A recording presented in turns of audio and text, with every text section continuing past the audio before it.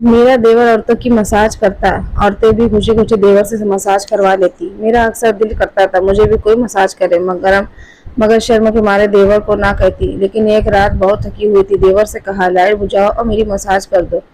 मेरे होश उड़ गए। देवर तो मेरी रोज की मुताबिक मैं सुबह सवेरे ही उठती थी। सवेरे ही उठती थी। ऐसा नहीं था कि मैं मेहनत में से या कामकाज से घबराती थी, मगर मैं इस कदर का कामकाज भरी जिंदगी से थकने लगी थी। मैं सब कुछ वक्त आराम करना चाहती थी। पिछले 5 साल से मेरा कोई रूटीन नहीं था और मेरे रूटीन में राती भर फर्क नहीं आया था। सुबह सवेरे उठकर नाश्ता बनाना, उसके घर बाद जरूरी काम निपटाना और उसके बाद पिता के साथ खेतों में रवाना हो जाती। फिर दिन के वक्त वापस आती और खाकर खाना बनाती। घर में कामों के को सारे अंजाम दिया करती थी। घर में मेरे अलावा और कोई औरत नहीं थी।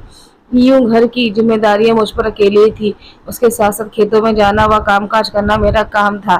इन सब से मैं बहुत ज्यादा थक चुकी थी। मैं जब सुबह घर से बाहर जाने लगती तो हमारे घर पर मोहल्ले और करीबी गांव की औरतें मेरे देवर के पास मसाज करवाने के लिए आती थी और शाम तक उनका आना जाना लगा रहता था, क्योंकि मेरा देवर घर पे ही रहता था और उसके ऐसे काम से अच्छी खासी आमदनी हो जाती थी। वह पढ़ा लिखा था और खेतों में काम करना पसंद नहीं करता था। यही वजह थी कि मुझे अपने पति की मदद करवाने के लिए खेतों में जाना पड़ता था। हमारे गांव का यह रिवाज था कि सभी औरतें अपने पति के साथ मिलकर ही काम करवाया करती थी और उनका हाथ बटाया करती थी। पति का हाथ बटाने के चक्कर में मैं खुद थकान में चूर चूर हो जाती थी। मेरा भी थकान से बुरा हाल हो जाता था। मेरा भी कभी कभी दिल करता था कि मैं भी अपने देवर से मालिश करवा लूं, मगर हमेशा शर्म और लिहाज के मारे चुप हो जाती थी। मेरा देवर बहुत अच्छी आदत का इंसान था।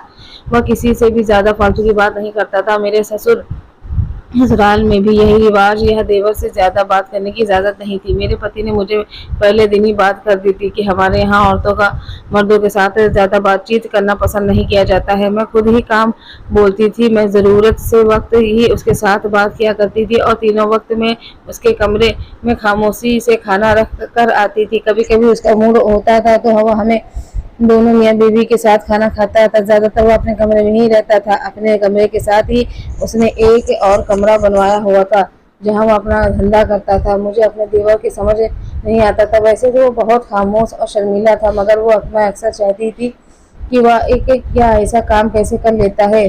औरतों की मसाज देने में उसे शर्म नहीं आती। मुझे तो सोच कर ही शर्म आने लगी। जब मैंने अपने पति से यह बात की तो वह हंसकर कहने लगे, उसका तो यह काम है और रोजगार भी उसी से ही चलता है। अगर वह अपने काम पर शर्माएगा तो खाएगा कहाँ से। उसकी बात सुनकर मैं खामोश हो गई। कभी कभी कभार जाब में जब काम में बहुत थकी होती तो मेरा भी दिल करता था कि मेरा भी जिसमें कोई दबा दे कि मेरी थकावट दूर हो सके, मगर मैं अपनी ख्वाहिशों का इजहार किसी से भी नहीं कर सकती थी। मेरी शादी को उस वक्त सिर्फ 2 साल हुए थे जब मेरी सास का देहांत हो गया था। उसके बाद फिर इसकी सारी जिम्मेदारी मेरे ही कंधे पर आ गई थी। मैं उनकी मौजूदगी से मैंने एक पल भी खुद का सांस नहीं लिया था। 2 साल मैंने जैसे कांटे पर बसर किए थे। वह पल पल मुझ पर निगाहें रखती थी। मैं जहाँ कहाँ जा रही हूँ, क्या कर रही हूँ, उनकी निगाह हर चीज पर होती थी। उस माहौल से मैं बहुत ज्यादा परेशान हो चुकी थी। मेरी शादी के 1 साल बाद उन्होंने मुझे औलाद न होने के ताने शुरू कर दिए थे और उस बात पर मैं बहुत रोती और गिड़गिड़ाती की थी। ऊपर वाले से रोकर दुआ मांगती थी मेरी जल्दी से जल्दी गोद भर दे ताकि मुझे अपने सास के ताने से छुट्टी मिल सके। मगर शायद मेरी किस्मत में अभी यही आजमाइश लिखी थी। अभी तक औलाद के से महरूम थे। फिर एकदम से मेरी सास बीमार रहने लगी। बहुत ही हकीम और डॉक्टर से उनका इलाज करवाने की कोशिश की, मगर उनकी बीमारी किसी के भी समझ में नहीं आ रही थी। उनके दोनों बेटे अपने बहुत बहुत ज्यादा प्यार करते थे। मेरे ससुर का बहुत साल पहले ही देहांत हो गया था। मेरी सास ने उन दोनों को माँ बाप दोनों बनकर अकेले ही पाला था। वो बहुत गुस्से मिजाज वाली औरत थी। उन्होंने सारी जिंदगी बहुत शराफत से गुजारी थी। उनके माँ बाप ने उनकी दूसरी शादी करने का बहुत जोर दिया, मगर उन्हें अपने बच्चे की वजह से उन्होंने दूसरी शादी नहीं करने से इनकार कर दिया था। उन्होंने अपनी सारी जिंदगी अपने बेटों के लिए कुर्बान कर दी। शायद यही वजह थी कि उनके दोनों बेटे भी उनकी बहुत ज्यादा कदर करते थे और माँ की हर बात उनके लिए हुक्म का पालन करना होता था। जब मेरी सास बीमार पड़ गई तो दोनों बेटे अपनी शरफाई के साथ लगकर बैठे रहते थे और तमाम पूंजी अपनी माँ के इलाज में खर्च कर दिए, यह सोच कर के शायद उनकी माँ बच जाए, मगर वह जिंदगी इतनी लेकर उतरी थी। चंद महीने के बाद वह विदा हो चुकी थी। उसके बाद जहाँ मैंने कुछ सुख का सांस लिया, वही पर घर की सारी जिम्मेदारी मुझ पर आ चुकी थी। घरेलू काम के साथ साथ अपने मुझे अपने पति के साथ जाकर खेतों में काम भी करवाना पड़ता था। मेरी सास की बीमारी के दौरान मेरे पति और देवर पर बहुत कर्ज चढ़ चुका था। उसकी वजह से हमारे हालात काफ़ी हद तक खराब हो चुके थे और कर्ज उतारने के लिए हम दोनों बंदे ही अपनी जगह पर बहुत ज़्यादा मेहनत कर रहे थे ताकि जल्दी से या कर्ज से छुटकारा पा सके।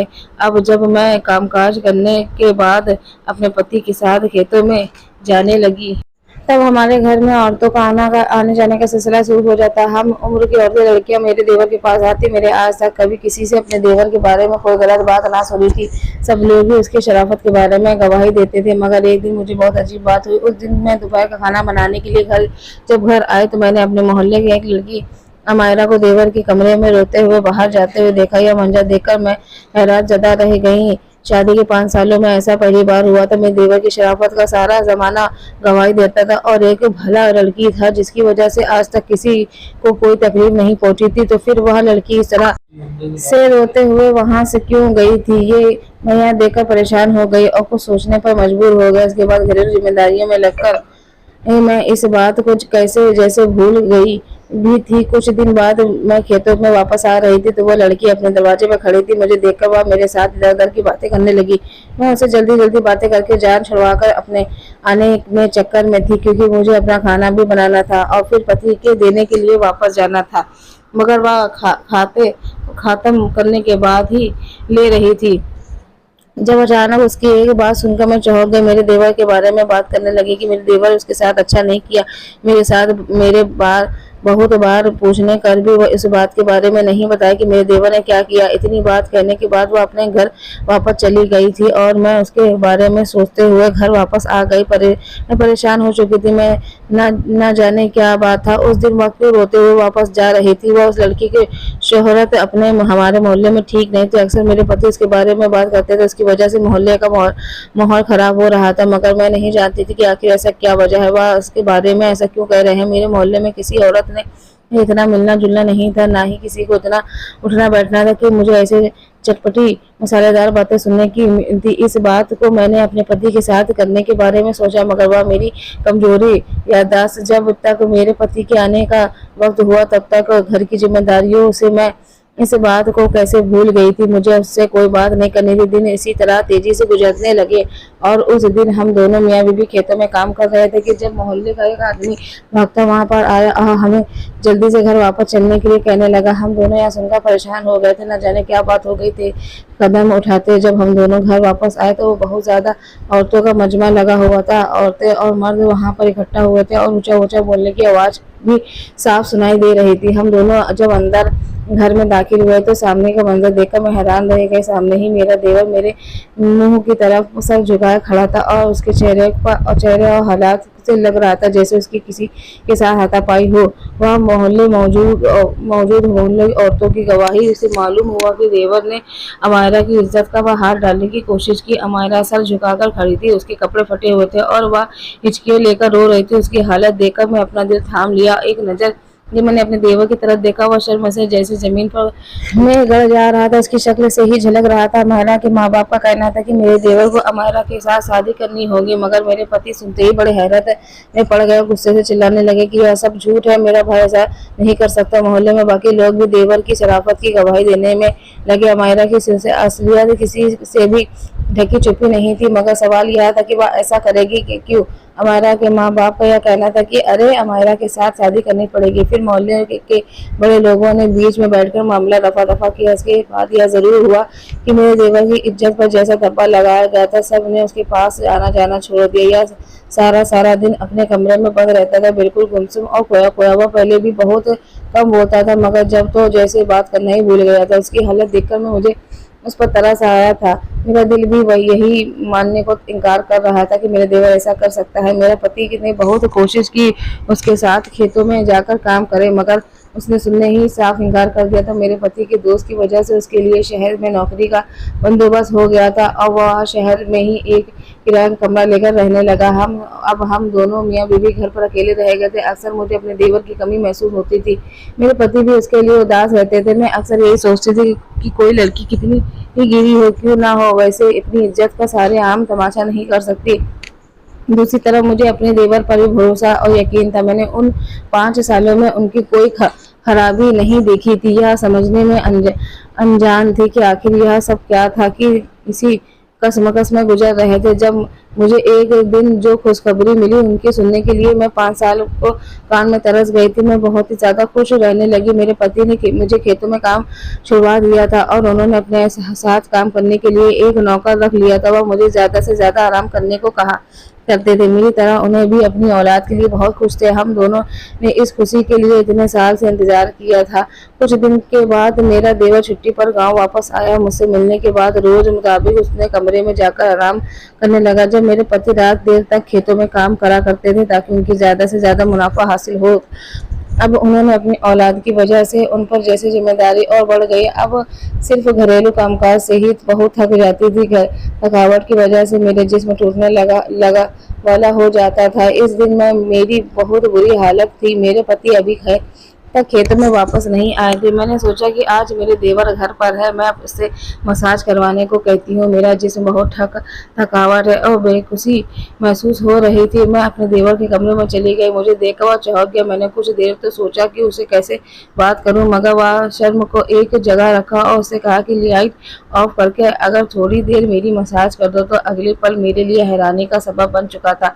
जैसे राहुल अपनी जगह से उठा, उसके चेहरे पर डर के अंदाज होने लगे थे। नहीं भाभी, प्लीज, मेरे पास एक मेरे भाई का रिश्ता रह गया है। मैं इस रिश्ते को खराब नहीं करना चाहता।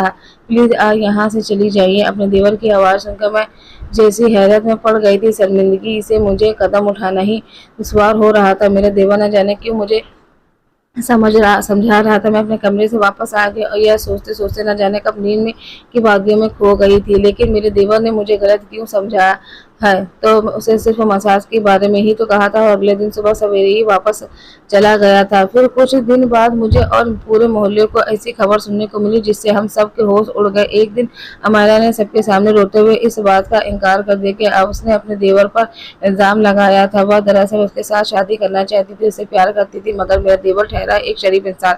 उसने जब अमायरा को इस बात से मना किया, उसे समझाने की कोशिश की, तो अमायरा ने उल्टा उस पर इल्जाम लगा दिया कि मजबूर होकर उसके साथ शादी कर ले। इस बात से ज्यादा अमायरा ही नुकसान हुआ। उसके लिए सहे रिश्ते भी आने पर हो गए।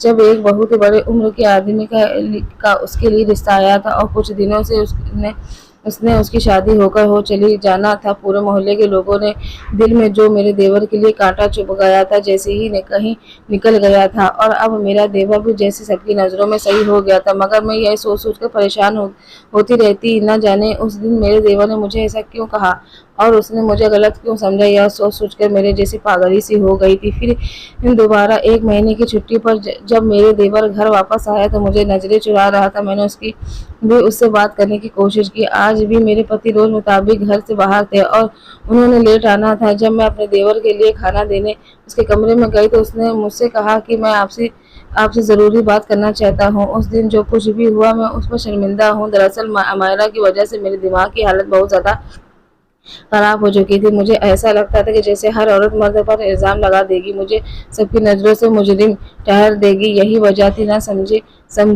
मैं, मेरे मुंह से उसके लिए ऐसी बात निकल कि आप प्लीज़ माफ़ कर दें। मैं इतने दिनों से इसकी हम कस में गिरफ्तार थी। शर्मिंदगी से खुद से नाराज नजर चुराए फितरती थी अपने देवर की इस बात पर जैसे मेरे सीने में भी एक फांसी निकल गई।